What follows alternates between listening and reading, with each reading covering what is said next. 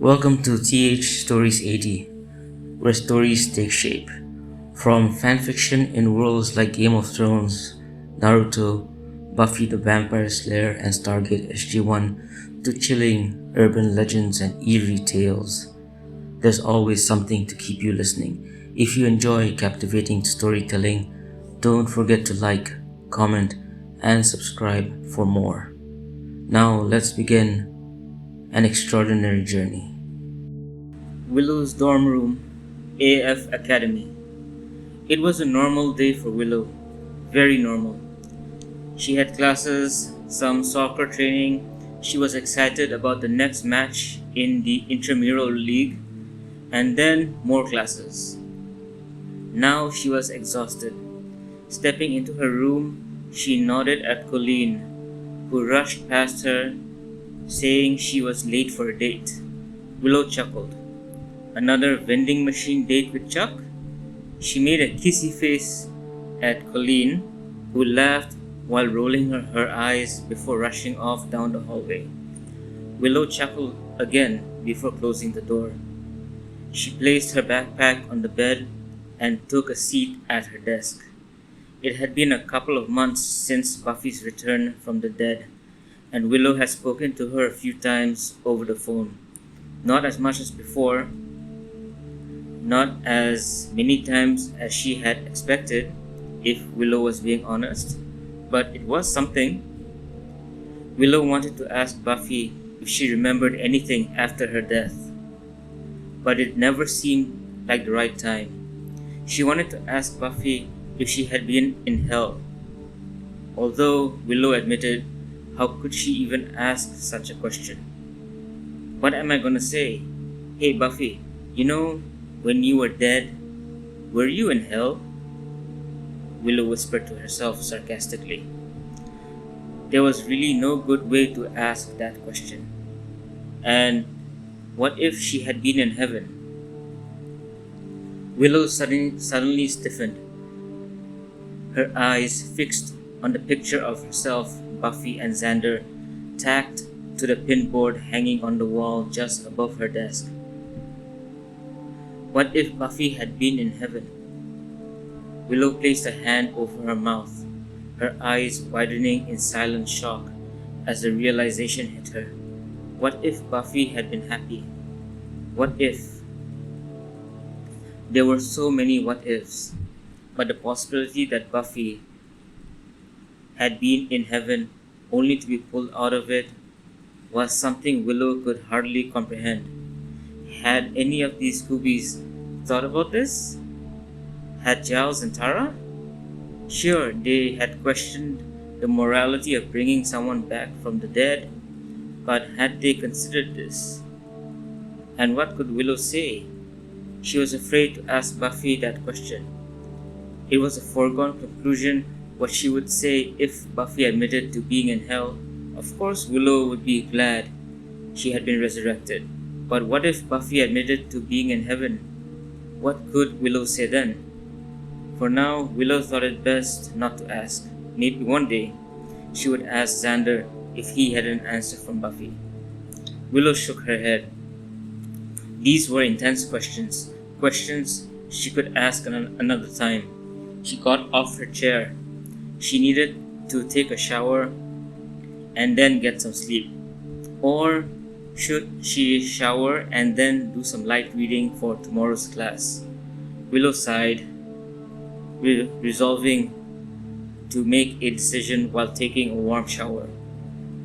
She was about to take off her shirt when everything around her spun.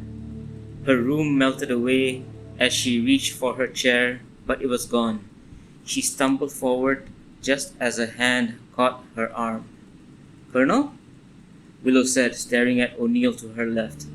Then she looked around. She was in the gate room at the SGC, but something was wrong. An eerie silence filled the air. Then she saw Daniel, standing at the bottom of the ramp leading up to the Stargate. Next to him was a woman she had never seen before, someone staring at her with a quizzical expression. The woman parted her lips as if she wanted to say something, but then she closed her mouth and looked away. Willow frowned, slowly turning around. The control room was empty. She turned back to the colonel, who had slipped his hands into his trouser pockets. What was going on? How had she gotten to the SGC? Colonel? Willow said again. What's going on? I was in my room and now, well, I'm here. I asked her. Daniel motioned to the woman at his right. Oh, right.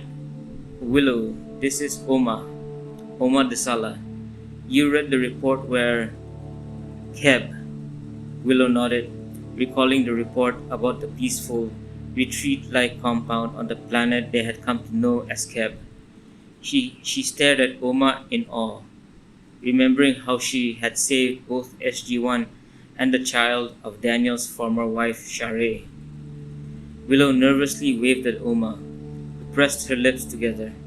There was something in her eyes, something that reminded Willow of anger. But why?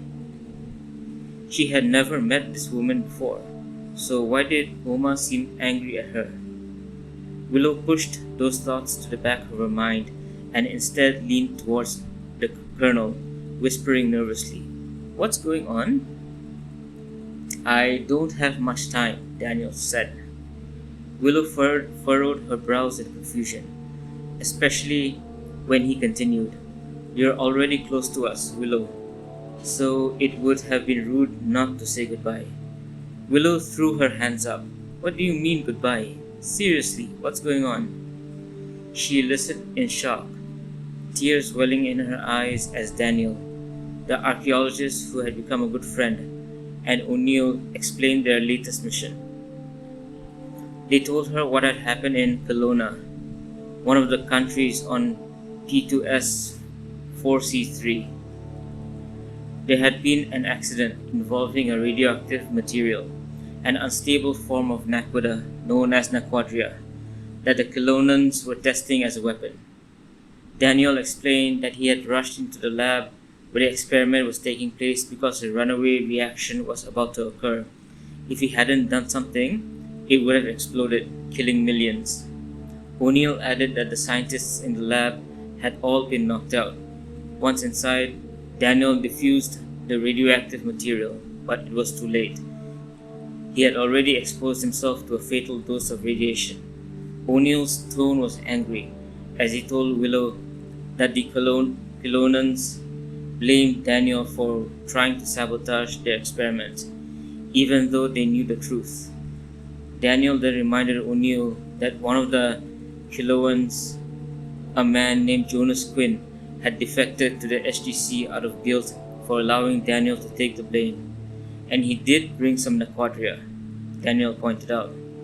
O'Neill rolled his eyes, standing with his hands on his hips. He shook his head. Willow, too stunned to think, wiped away the tears gathering at the corner of her eyes. Daniel was dying. O'Neill told Willow that in the real world, Major Carter's father was using a Goa'uld handheld healing device to try and save Daniel. Willow suspected this wasn't the real world, but none of that mattered. Why did Daniel want to say goodbye? He was being healed, right? Daniel suddenly stiffened and seemed to stare into the distance, then shifted his gaze to Willow. He said, You're going to be a fine addition to the team, Willow. Before she could respond, Daniel turned to O'Neill and told him to go back and tell General Jacob Carter to stop trying to heal him. No, wait, Willow exclaimed.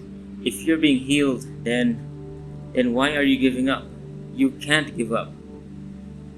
Daniel turned to Willow. I'm not giving up. He shared a look with Oma, one Willow didn't understand.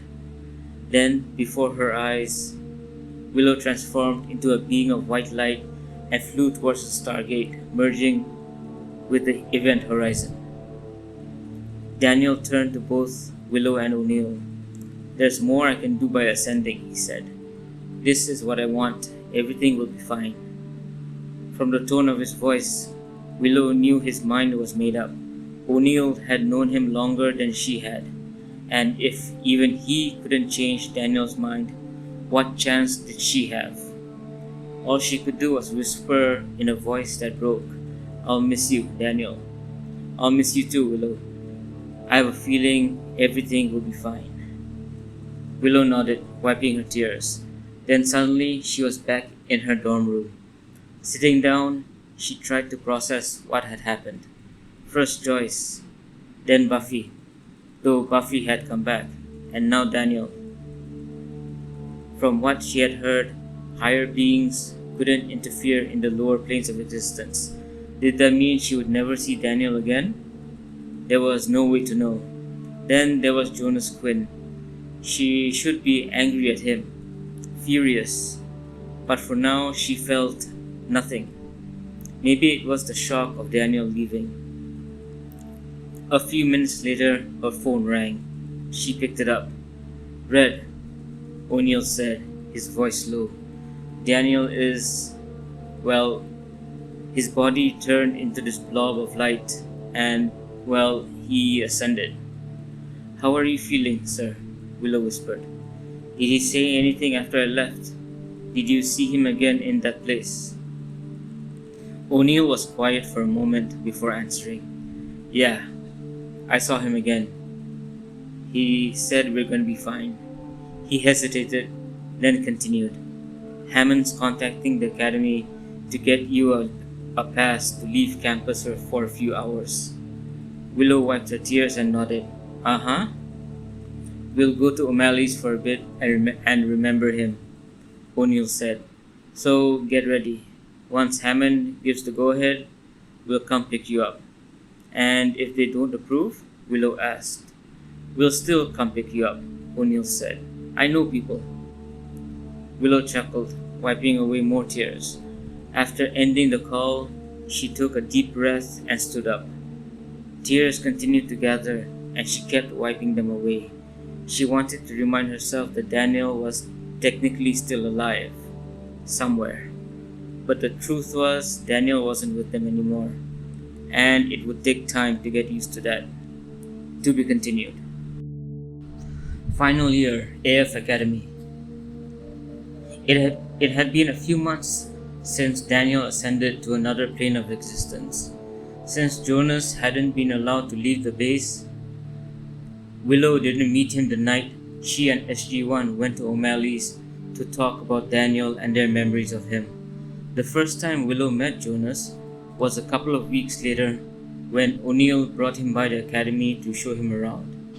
Jonas was finally free to leave the base because he had been instrumental in saving Earth from a new Goa'uld, Anubis, who had attempted to use a weapon that would destroy the Stargate at the SGC. Willow was angry at Jonas as he and O'Neill recalled the story over lunch in the city. She tried not to show it, reminding herself that Daniel's death wasn't Jonas's fault. Even so, a part of her believed that if Jonas had done something, anything, to prevent the incident in Kelowna, Daniel would still be alive. She kept her voice professional, not friendly, but not curt either, as she listened to O'Neill explain how the Stargate had been flown through a hyperspace window using the experimental X-302. After a few seconds, it had exited hyperspace some distance away from the moon, where it exploded in a brilliant flash of light. Because Jonas had proved himself, he was allowed to join SG1 and take over Daniel's position. Willow congratulated him. "The Colonel told me you'll be joining us after you graduate," Jonas said excitedly. "I look forward to working with you." Willow nodded. "Me too." Over the next few days, Willow focused on the final stretch of her studies. She had already broken several records at the academy, even surpassing some of Major Carter's by 2 or 3 points. When she discovered this, she released a long breath of relief, as if a weight had been lifted off her shoulders. But the final year wasn't over yet. She still had exams, presentations, and a few soccer matches left. Her team was leading the intramural league by a single point. In the meantime, Teal continued training her in advanced combat techniques, both armed and unarmed. He also helped her with advanced meditation. Willow felt on top of the world. Everything seemed to be going her way, from her stellar performance in soccer matches, her team won the league, to her fluid presentations, top exam scores, and outstanding marks in combat training, simulations, and leadership assessments. She knew she had crushed everything. 2 weeks before graduation, Willow had already secured an apartment. O'Neill, Carter, Teal'c, and Jonas helped her furnish it with second-hand furniture and move a few boxes from her dorm. She was going to miss Colleen and the friends she had made at the academy. Most had already been assigned to duty stations across the country. Willow was the only one staying in Colorado Springs. A week before the graduation ceremony, General Hammond and Colonel O'Neill called Willow back to the SGC to discuss staffing issues. A chill ran down her spine at Hammond's words. Staffing issues, she thought. Don't tell me I wasn't good enough. She forced herself to stop thinking about it. She would hear what Hammond had to say, and if necessary, she would beg. In the end, orders were orders. If she wasn't good enough for SG1, she would have to grin and bear it. Her heart pounded as she made her way to the mountain. It pounded even harder in the elevator, her mind racing through different scenarios. Some bad. Am I being assigned to a desk job? Was there a clerical error in my records? Maybe something saying I never finished basic training? Some ridiculous? Is SG1 being disbanded and I'm being reassigned to some hyper-classified Stargate Black Ops unit where I'll work alone in deep space? That one was absurd. Some good?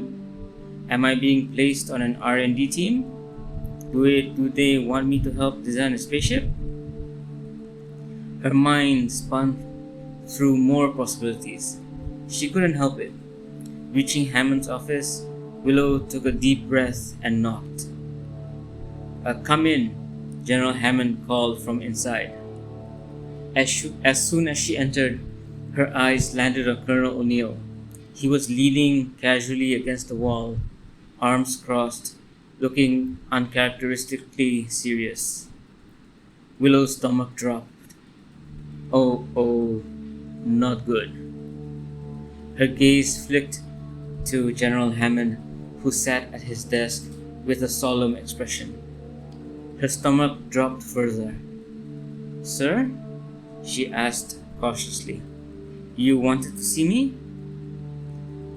Hammond sighed heavily and rubbed his temples, as if the conversation physically pained him. His voice was low, almost regretful. Cadet Rosenberg, we made you a promise. Willow stiffened. It was about SG1. Oh no. No. She recognized that tone in the general's voice. The I hate to do this tone. Okay, she would beg. O'Neill avoided her gaze, suddenly very interested in a spot on the wall. Her heart felt as if it was about to jump out of her chest. She was being reassigned, wasn't she? A desk job. Was it a desk job? Hammond sighed again, his shoulders sagging. I have some news. O'Neill shook his head, exhaling as if he couldn't bear to hear it. It's bad, Red. Now she was really panicking. Okay. She would go on her knees and beg. It would be desperate, but yes, begging should work. Right? Sir? Willow asked, her voice barely a whisper. O'Neill finally looked at her, his brown eyes filled with sorrow. I'm sorry, Red. Her breath caught. I'm sorry, but... There was a long, heavy pause. That's it, it was time to start begging. O'Neill then concluded, You're stuck with me and the others in SG1. Silence. Willow blinked, then blinked again. Then her brain finally processed what had been said. Wait, what? She exclaimed. O'Neill's serious face broke into a grin. Hammond chuckled. Congratulations, Cadet, Hammond said, his voice suddenly back to normal. Welcome to SG1. Willow's mouth opened and closed like a fish. You mean this was a prank? O'Neill clapped a hand on her shoulder, grinning. Come on, Red. You didn't think we were gonna pass up a chance to mess with you. Willow groaned, her heart slowly starting to calm down. She buried her face in her hands. You guys suck. Hammond laughed. Consider it a lesson, Cadet. Never let your guard down. Willow groaned again, but deep down she was grinning. And? The Colonel said as Willow looked up. There's something else. What else could there be? Willow wondered. She turned her attention to the General, who stood up and immediately straightened her posture, placing her hands behind her back. Hammond then spoke with a proud tone in his voice. Cadet Rosenberg, given your exceptional service to the Stargate program, as well as your outstanding academic and operational performance, I have the pleasure of informing you that upon graduation, you will be commissioned as a first lieutenant in the United States Air Force. There was a beat of silence. Willow gulped before whispering, Wait, what? What he's saying, Red, O'Neill explained, is that instead of being a butter bar, you get to be a slightly shinier butter bar. Congratulations. Willow's eyes widened. Skipping second lieutenant, that almost never happens. Flustered, she spoke. Sir, how? I mean, I know I've done well, but this is earned, Hammond said. Your record at the Academy speaks for itself, and your service with SG teams over the summers has been invaluable. The Pentagon agreed. Willow felt a sensation of warmth travel through her entire body. I don't know what to say. Say you'll keep making us proud, Hammond said. She swallowed hard and then nodded. Yes, sir, I won't let you down. There was a beat. So, I am getting promoted? She asked slowly, just to be sure. Again. Hammond and O'Neill nodded. I'm really joining SG1. O'Neill nodded, as did Hammond. Willow narrowed her eyes. And this isn't some elaborate setup where you tell me all this, make me really happy, and then immediately send me to Antarctica? O'Neill smirked. Now that would have been funny. Willow exhaled sharply, her shoulders finally relaxing. Okay, cool. Just checking, because my imagination really took a dive into some worst case scenarios on my way here. Before she could say anything else, the door behind her swung open. Congratulations, Lieutenant Rosenberg. Jonas Quinn strode in, carrying a massive box of donuts like a victorious hero. Right behind him, Carter and Tilk followed, looking far too pleased with themselves. Willow blinked. We heard the good news and figured this called for a celebration, Jonas exclaimed. Willow blinked again. Wait, you guys knew? How did you guys know? I just found out. General Hammond informed us earlier, Teal'c said calmly, clasping his hands behind his back. Willow narrowed her eyes. So, let me get this straight. You all knew I was getting promoted before I did. Carter nodded innocently. Mm-hmm. Willow turned to O'Neill and pointed at him accusingly. And yet, you decided to prank me instead? Obviously, O'Neill said with zero shame. Willow groaned. You guys suck. We do, Carter agreed, patting her shoulder. But you love us anyway. Willow grumbled but couldn't hold back a smile. Jonas opened the box, revealing a very specific selection. We didn't know what you liked, he admitted. So we got a mix of everything: chocolate, jelly filled, glazed, powdered, these strange looking ones with something called sprinkles. Willow peeked in. One donut had clearly been mangled, as if someone had picked it up, realized they didn't want it, and shoved it back. She eyed Jonas suspiciously. Did you take a bite out of one of these and then put it back? Jonas hesitated. Maybe? O'Neill sighed. Jonas, we've talked about this. It was just a little nibble. I wasn't sure if I liked the flavor. Willow shook her head, laughing despite herself. She reached into the box, grabbed the chocolate frosted donut, and took a big bite. Well, she said, mouth full, grinning at her team. I guess I am officially one of you guys now. Teal'c inclined his head. Indeed. AF Academy graduation day.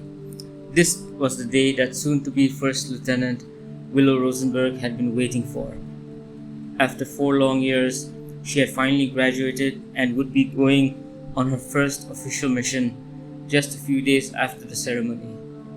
It was unfortunate that her parents couldn't make it due to flight delays at Heathrow. They had planned to attend the graduation ceremony and stay in Colorado Springs for a few days. Instead, they sent her a congratulatory message.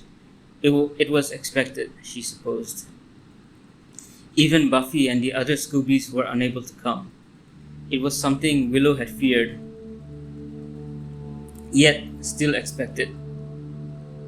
She had been having that feeling for some time. Willow's Xander sent a nice message, as did Buffy, Giles, and Anya. There was no message from Dawn. Willow replied with simple thank you emails, but left it at that. She didn't want to beg them to come. From where she stood, she could see Jonas, Major Carter, Teal'c, Cassie, and Dr. Fraser seated in the family section. Turning her head slightly to the left, off to the side at the edge of the family seating area, she spotted Daniel. He was dressed in cream trousers and a dull off-white sweater. Willow smiled and nodded at him. Then the ceremony began. She stood in formation with the rest of her graduating class, eyes straight ahead, hands stiff at her sides. The ceremony was long, filled with speeches about honor, duty, and leadership. Soon came the moment they had all been waiting for: commissioning as officers. A general stepped up to the podium and began reading names. One by one, cadets stepped forward to receive their second lieutenant bars. The crowd clapped politely each time. Then, Cadet Willow Rosenberg, United States Air Force First Lieutenant. The words were delivered smoothly, without extra emphasis or dramatic pause, just a continuation of the list. For a brief moment, murmurs spread through the crowd. Some cadets blinked in confusion. Beside her, Colleen whispered, "Wow, you knew about this?" Willow shook her head. She had to lie. It was better that way. Keeping her expression neutral, she stepped forward as if nothing was amiss. General Hammond, dressed in his formal blues, gave her a barely perceptible nod as she approached. He didn't elaborate on her unusual promotion. Instead, he handed her the paperwork with a quiet, "Congratulations again, Lieutenant."